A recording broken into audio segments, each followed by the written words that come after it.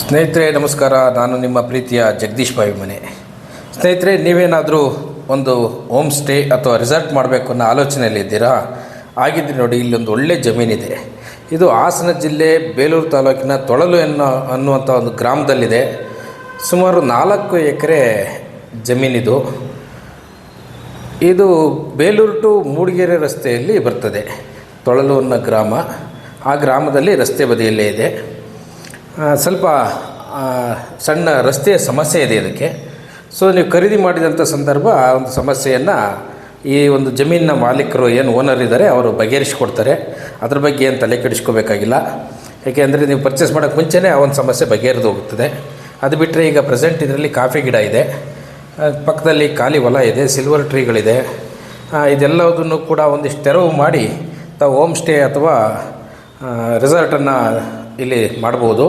ಕೃಷಿಗಾಗಿ ಖರೀದಿ ಮಾಡ್ತೀವಿ ಅಂದರೆ ಸ್ವಲ್ಪ ಕಾಸ್ಟ್ಲಿ ಆಗ್ತದೆ.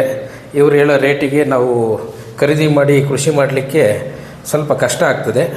ಬಟ್ ಅನ್ಯ ಉದ್ದೇಶಗಳು ಅಂದರೆ ರೆಸಾರ್ಟ್ ಅಥವಾ ಹೋಮ್ ಸ್ಟೇಗಾದರೆ ಇದಕ್ಕೊಂದಿಷ್ಟು ಬಂಡವಾಳ ಹಾಕ್ಬೋದು, ತೊಂದರೆ ಇಲ್ಲ. ಯಾಕೆಂದರೆ ಬೇಲೂರು ಟೂರಿಸ್ಟ್ ಪ್ಲೇಸು, ಜೊತೆಗೆ ಮೂಡಿಗೆರೆ ಕೂಡ ಆ ಕಡೆ ಹತ್ತಿರ ಆಗ್ತದೆ. ಮಲೆನಾಡು ಕೂಡ ಇದಕ್ಕೆ ಹೊಂದ್ಕೊಂಡಂತೆ ಇದೆ.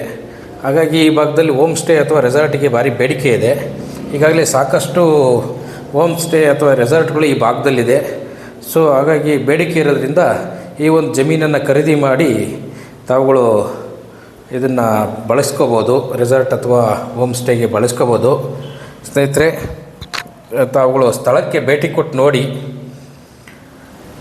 ತಮಗಿಷ್ಟ ಆದರೆ ತಾವು ಪರ್ಚೇಸ್ ಮಾಡಿ.